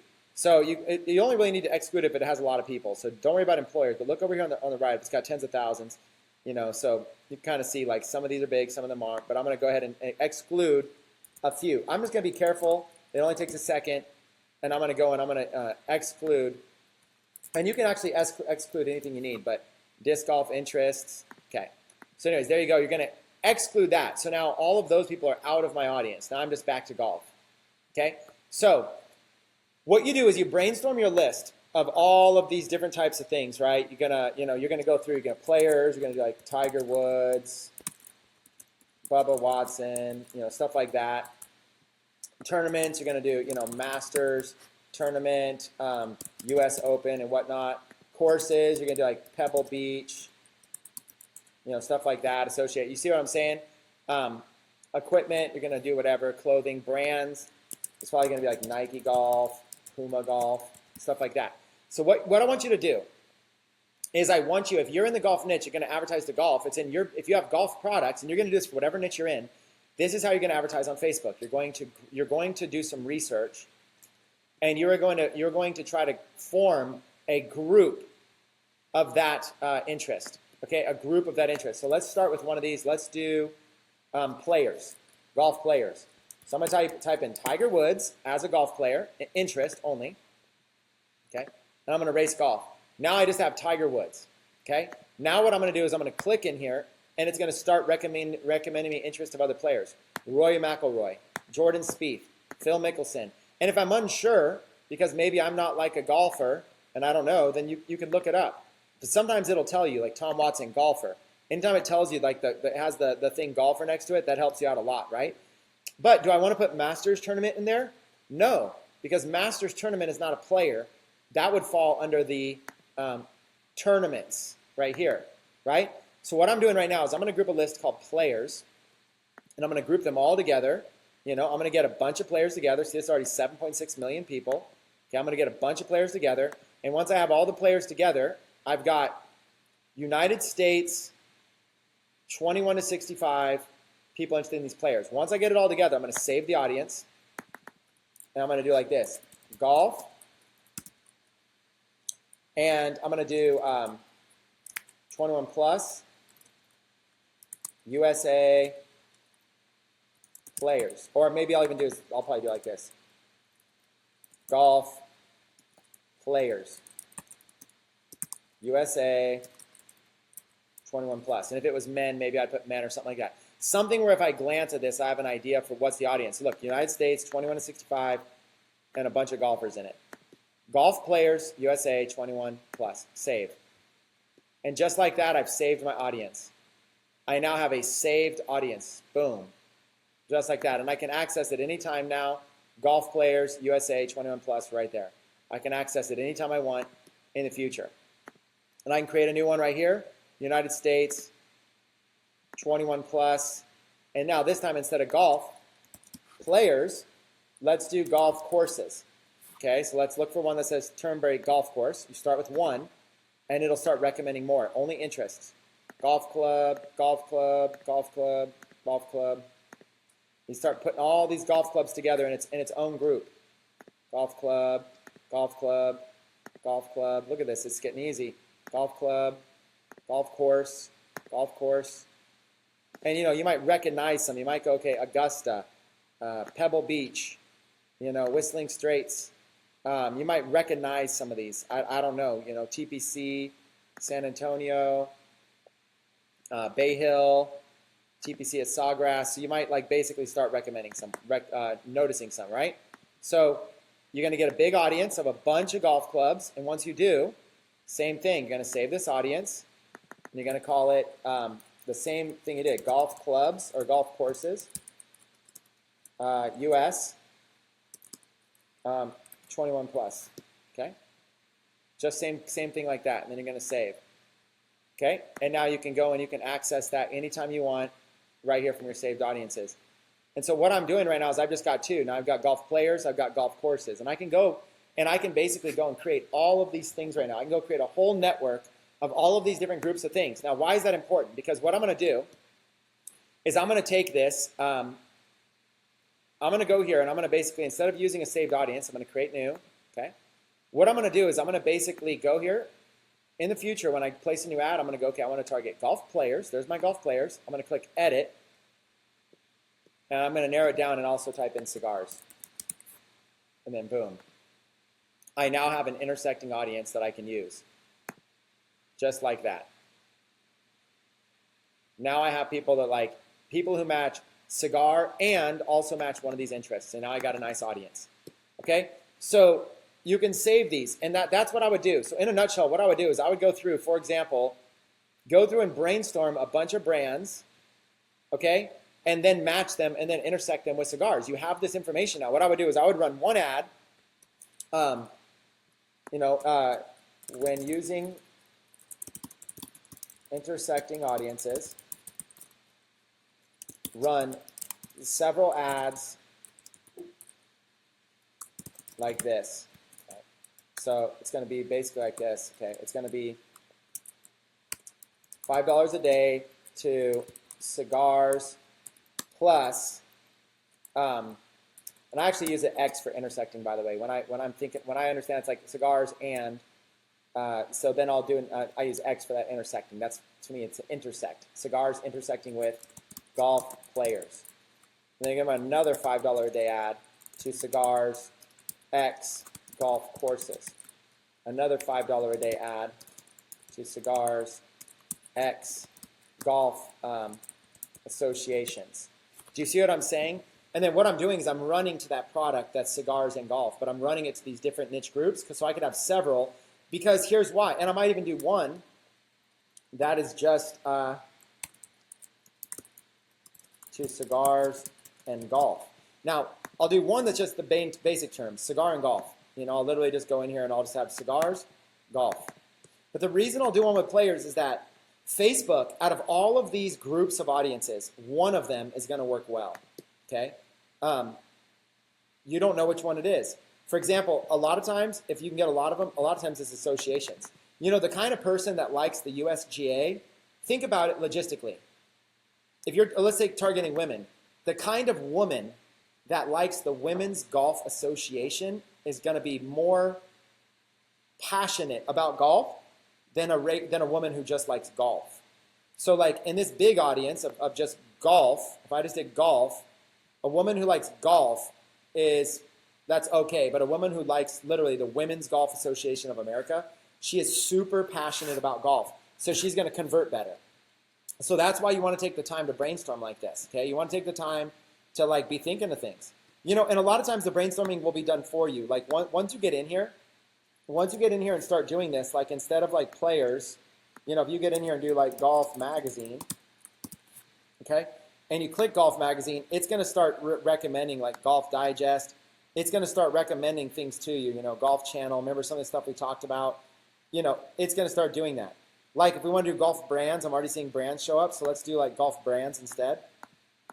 Okay, and it'll start. So there's Titleist, and there's Callaway, and there's TaylorMade, there's Bridgestone, there's Cleveland Golf, Coburn Golf, Ping Golf, Adams Golf, Srixon, you know, FootJoy. There's all these golf brands, okay? And what you're doing is you're looking for a golf brand that would only be golf, okay? This is a group of all the golf brands. So then this would be cigars X golf brands. Like that would be this one. If they were doing it, it would be like this. You would run a $5 a day ad to cigars intersecting with golf brands. And it would look like that, okay? And then if you're saving this, you could do like golf brands X cigars, you know, and you could save it like that. US 21 plus. So now I have a matched audience right here. United States 21 plus, and I might even do men. There's my audience. Golf brands intersecting with cigars, and I have this audience anytime I need it. I go and I make it once perfect. Now, of course, you could do the same thing with cigars. Cigar is a generic term, so you could go in and you could do the same thing we just did with all this golf stuff. You know, you could do the same thing with cigars. Okay, so you would take cigars, and like one of the categories might be brands. And then what you would do is, how do you do that? Go in here and just get some help from Facebook. Look at all these things that are coming up from cigars. These are related things, you know, related things. And you could also type in cigar and look at cigar companies. Oliva Cigar, Rocky Patel Premium Cigars. So you get rid of the word cigar, and you could go in here and get brands. Brands, cigar brand, cigar brand. Okay, so you have brands. That's one that you know you have. And look at all these brands. You can go through and get all these brands of cigars. See, like, what's the odds you would have woke up this morning and thought, I'm going to advertise to Ashton Cigar Bar? You know, you just wouldn't have thought to advertise to that, right? So, and then there's magazines like Cigar Aficionado. So that one term, Cigar Aficionado. So yeah, somebody might like cigars. So here's the difference. On Facebook, your uncle writes a post and says, I just tried a cigar for my first time. Pretty weird experience. Well, Facebook now thinks your uncle likes cigars because your uncle made a post about, you know, hey, I just tried a cigar for my first time. Well, that's why the cigars audience is so big. But people who like cigar aficionado, those are people who have to know a lot about cigars. They really understand cigars. They know about cigars. They love cigars. These are your passionate people. Okay, these are the people that you really want to target. So that's why doing this kind of research is going to help. And then what you do is once you get all these in here and stuff like that, once you get whatever it is you're going to do, you remove the big one. So this cigar one right here, the problem is that if you have a big audience in here with millions and millions of people, what happens is that it's saying somebody who likes cigars generally or likes cigar aficionado. Well, that's not the same. Like this or this, that's not the same at all. So you want to basically use the word cigar for it to, like, you type in cigar and it'll start showing you a bunch of related stuff. Then after it does, you want to erase it. And now it'll bring down the audience, but now in this audience, you've only got the super loyal people. Now you want to try to get it up as high as possible. See, it's only 10,000 people. So you have all these people that like these specific brands of cigars and all these people that like these specific brands of golf. It's a very targeted, you got loyal golfers and loyal cigar people. But it's too small. You want to get that up over 200,000. So you'll just keep basically going after it. You know, there's all these, and you might want to look for something that has like a lot more likes. Like this one here has 372,000. So let's see if that raises it from 10,000 at all. You know, yeah, it raised it to 11,000. So you want to kind of just try to find, you're looking to find some stuff in here that'll kind of raise it a little bit. You know, maybe there will be, maybe there won't. Romeo and Juliet, let's see if it raised it from 11,000, nope. So you want to just kind of go in here and you want to do your best to try to get this as big as possible, okay? And it's hard. That's why people spend hours doing this kind of stuff, you know? And you're just looking for everything except the main cigar term right now to group them all. And you just keep going. Your goal is to try to get that up over 11,000. Now it's at 23,000. You just keep going until it's over 200,000. And just don't use, right here, don't use the word golf. Don't use that. Don't use golf employers. Just use these sub-brands, you know? So that's how you do it. That's called an intersecting audience. That's how a lot of people are making sales with Shopify and with print on demand. This is the secret. And I just taught you guys the secret. Hopefully you guys appreciate that. So, you know, brands, you know, there's cigar shops, there's cigar accessories, whatever. There's cigar magazines, same kind of thing, right? You can do the same thing. Now remember, you want to look at your audience size. That's what you're really looking at is your audience size. So you want to go over here, if you're selling Shopify products, you're going to want that audience size to be 200,000, 800,000. So if you're going to do these, make sure you look at your reach. 200,000, 800,000 in the United States. That's going to be your core. The bigger it is, the cheaper your engagement, but the harder to convert. The smaller it is, the more expensive it's going to cost you. But usually the better it converts. But you've got to be careful you don't spend too much money. Okay. So that's a basic rundown of that side of the deal. That's your audience, okay? Now let's go over here and placing ads. Go to placements. After you have your audience all created, placements right here, okay? You can do automatic placements or you can do edit placements. I do both, but I just think edit, I think I'll show you what's actually happening. So right now, if we were to run this ad right now, it's going to show it to people on their mobile phones and on their desktop, both. It's going to show it to them on the Facebook news feed when they're scrolling. It's going to show it to them in this new instant articles feature Facebook has. It's going to show it to them like inside of videos. It's going to show it to them on the right side column when they're scrolling around on Facebook. It's going to show it to them everywhere. So let's look at a real example. So here we are on Facebook. Let's go over to like the news feed. Okay. So these are the placements. When I'm in the news feed right now and I'm scrolling down, right here on the right, there's two ads. See how this says sponsored? There's this ad here and there's this ad here. These are called right side ads. Okay? The exact term they're using for them right here is right column. Okay, right column ads. So if you want your ad to show up right here on the right column, this is called a right column ad, you need to make sure your picture is optimized for it. Look, your picture needs to look like this. Okay? You have to have a good picture, and your title is going to show up about like that. It's going to show your website, and it's going to show this amount of a description. So what you want to do when you're on Facebook is you want to start looking at ads and start getting ideas. Okay? If you like these ads, just take a screenshot. You know, there's plenty of screenshot tools. And just take a screenshot.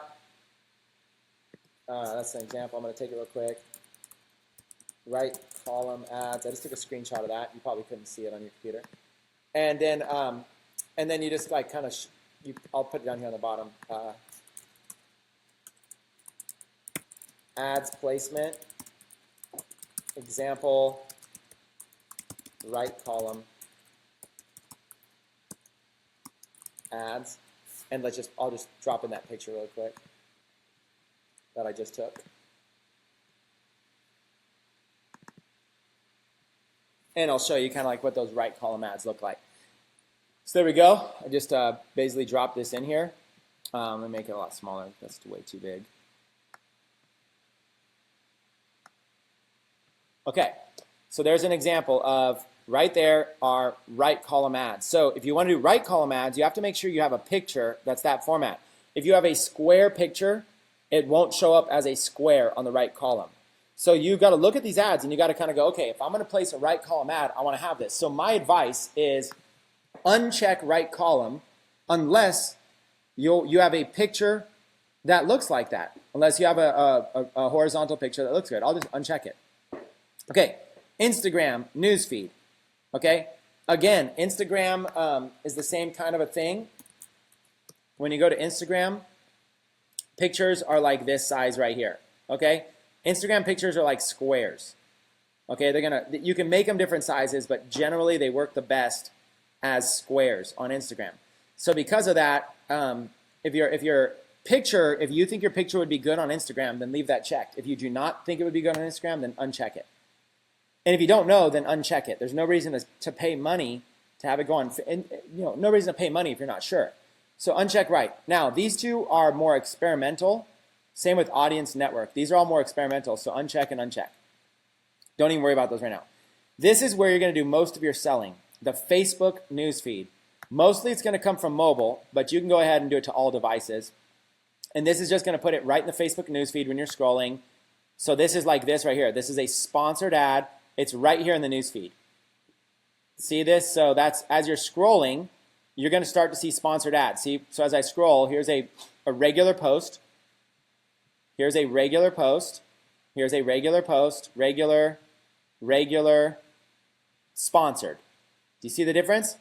This is sponsored. See how it says sponsored? And they've got basically a description, and then they got a picture. See, this is just a picture. It doesn't go anywhere. It's just a picture. And they've got their link right here in the description. Okay? That's a sponsored post. So as you scroll through, you'll start to notice them. Regular post, regular post, regular. As you go through, you can look underneath their name, sponsored. So Mike Dillard is paying for this one. Okay? Regular. And you just go through in your newsfeed and start looking. Sponsored. See that? Social Panda. So what they do is they basically fit these ads in the newsfeed right there. They kind of fit them right in the newsfeed, okay? And when you see one that you like, if you're like, ooh, I like this one. I want to see if I can do something. Or maybe if you like the description, or if you like the name, or if you like the picture, or if there's like a bunch of engagement and you're just inspired. If you ever like anything, go here to the top right arrow and check on it, and then find a little option that says Save Post. Boom, I just saved it, okay? So if you like something, you can save it, okay? So these are what's called newsfeed ads. You can see them in mobile, and you can see them in desktop, and these are called right column ads, okay? You can only see these on desktop. These aren't in mobile. Mobile is only the newsfeed. So on desktop, you can see right column ads. On mobile, you can see both. So that's really where most of your ads are going to be feeds. All devices feeds, okay? That's going to be your placement. Okay, you don't really need to know, you don't need to worry about any of this stuff at all, okay? The only reason you would do this right here is if you're selling like cell phone cases. If you were selling like print-on-demand cell phone cases, then you could go here and you could actually do like, maybe you have like a iPhone, whatever, I don't know, I didn't show 7, but iPhone 6 Plus, okay, something like that. And I could do that. And I could say included devices, just Apple iPhone 6 Plus. Now notice it's going to lower my audience reach a bunch, but I could do just Apple iPhone 6 Plus if I was selling like an Apple iPhone 6 Plus case, right?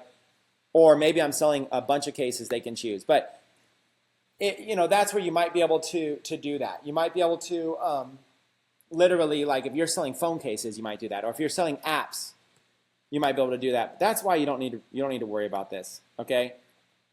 You don't need to worry about this at all. Featured phones, Android devices, you don't really need to worry about that at all, okay? So you don't need to go into advanced options, okay? You just keep everything the same. Just check news feeds. So when it comes to placements, edit placements, feeds. That's all you really need to worry about, okay? When it comes to placements, simply click Edit Placements, and choose feeds. Okay, mobile and desktop. Only post on Instagram if you understand what you are doing. IG friendly image. Okay, otherwise you might just be throwing money over there and you don't even know what you're doing. Okay, so that's kind of your ads placement. There's an example right side ad for you if you wanted to see it. All right, so now we've got ad placements. The last thing left to do is a budget, your budget and your schedule. Okay, there's options as daily budget or lifetime budget. I like to go with daily budget, and I like to go with $5. Yeah, it looks like I'm just getting a note right now. I got to wrap up in about 5 minutes, guys. So I'm going to kind of wrap this up pretty gone. I've been going for a while. Hopefully you guys like the value. I'm going to go daily budget, $5, run ads continuously. Okay, I don't even change anything else. Okay, so for budget, add budget, just choose daily budget at $5 a day and don't change anything else. Okay, unless of course you are unless of course you're intermediate. If you're intermediate or advanced, you can kind of do whatever you want here and play around with it. Ad set name, you're probably going to want to name it something. You know, you're probably going to want to name something. So you got this, golf brand, cigars, 21 men. I'll just copy that and bring it over here, just so you know what you're dealing with. Golf brand, cigars, US, 21 plus men, and you might do like news feeds. You know, something like that, so you know where it's going. Okay, I'll do ad set naming. I'll talk later about a whole strategy I use for naming stuff, but it's not important when you're a beginner. When you're a beginner, like people worry about everything being right. You really don't need to have this that's right that much. Okay, so that's it. We chose an objective, an audience, placement, and budget schedule. Now, let's go back and let's make this real. Okay, I'm advertising my rap trailer. So now let's go in real quick and let's make this real. Okay. Let's create a new audience right now that I'm going to advertise my rap trailer to. Watch how fun this is going to be. I'm going to go worldwide because I'm not selling anything from it. Worldwide, so I want to get cheap views. 18 to 65 is fine. I can even go younger. 16, I can even go 14 because I'm not selling anything. I'm not worried about age. Men and women is fine. Detailed targeting.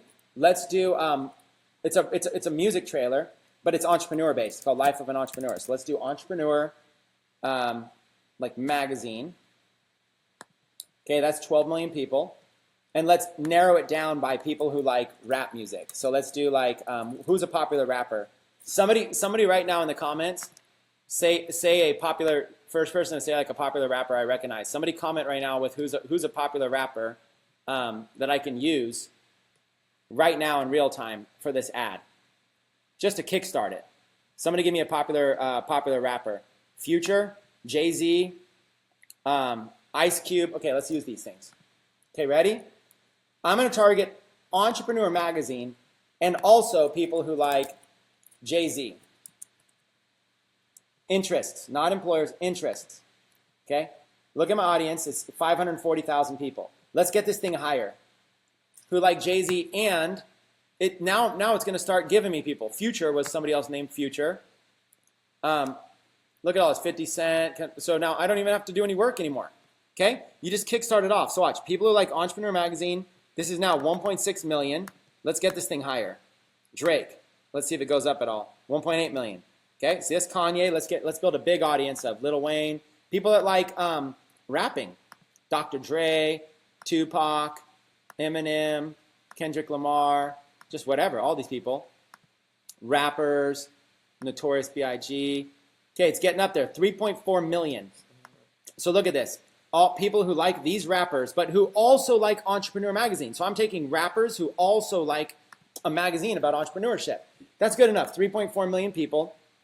And this is an audience of rap plus Entrepreneur Magazine. So I'm going to go back in here. I'm going to change this name. It's not influencers anymore. It's rap plus I do intersex Entrepreneur Magazine. Okay, let's just do rappers. Rappers who also like Entrepreneur Magazine. And here they are, 14 plus worldwide, all that. So I'll go down here on the bottom, and I'll do rappers X Entrepreneur Magazine, 14 plus worldwide. okay, for age, and it's men and women or whatever. And then I'm going to roll it in the news feeds, and so I'll put worldwide news feeds. Okay, and there you go. I got basically $5 a day. There we go. Let me go to the next one. Let's continue. Now, I've got to either create an ad or use an existing post. If you already have a fan page, you can just use an existing post. You just go and do a search for your fan page, like this, Chris Record, but it's going to pull up all my page posts. And here you go. It pulled up that page post right there. It pulled it up for me. And I can preview what it looks like in mobile, and I can preview what it looks like on a featured phone. You know, you can see what it looks like. So you can kind of see like this is where most people are going to see it, mobile newsfeed. Most people are going to see it like this. So I'm able to preview this like most people are going to see it, ad preview. And you could also just do this, next, next, next. Okay? So this is how most people are going to see it. So there it is. I got an existing post, so I don't have to go and create one right now. It's a little bit of a hassle to create one. I like if you go on your fan page and post one. That's all you got to do. Don't worry about any of this. If you know a lot about tracking, if you're intermediate or advanced, you'd put tracking here. If you're selling a Shopify product, which I'm not, you would check this, okay? And you would use your pixel on this ad, okay? And that's it. Look at how easy it is. If you have an existing post, it's easy. If you don't, you have to go create a new ad. Because I only have 5 minutes, I don't have time to show you that. But just go to your fan page, create a fan page, go to a fan page, create a post. It's super simple. I teach it in all kinds of my trainings. Just go to your fan page, create a post, and then you'll be able to find it right here. Okay, so now I've got this post. I'm going to advertise to rappers who also like Entrepreneur Magazine, to this 3.5 million person audience, and I'm just going to place the order. Did I miss something? Yeah. Okay. Yeah. So I'm with Peter. Peter asked if I wanted to do a pixel. Yeah. It doesn't matter if that's a question. It doesn't matter. You could automatically. I do the pixel on everything by default. Your order has been placed. It's just $5 a day. It's going to go into review, and then it's either going to be approved or not. If it gets disapproved, maybe there's something in your ad copy that they didn't like, or maybe there's something in the picture or the video that they didn't like. Okay. Now, once it's been approved, you can go back to continue. You can press continue, and it'll take you to the actual ad where you can look at the reports for it. Okay? So it's waiting. It's showing me right here that it's waiting, and pretty soon it'll be good. So over here, it's going to show me, I can go see my post right now. I can go see what it looks like. It's going to show me how much I'm spent. So I get some stuff here, and I can create a rule if I want to. I could say, I could create a rule. I don't want to get into this advanced, but I can create a rule that basically says like to turn it off if it doesn't perform well. That's kind of more intermediate or advanced. I do use rules, you guys, just so you know, but I am more intermediate or advanced. And here's the information about it. It's got my ad set name there, so I can look at it and see it. It's pending review. It's going to show me my results. So over here, it's going to show me like I've spent $5 today, and I've got, how much is it costing me per result. So it'll eventually be like, oh, you're getting video views for a penny each. And that's going to tell me if I should keep letting it go or not. Now, the reason I do it to ongoing is because when an ad is performing well, I don't want to stop it. So I want to leave everything ongoing.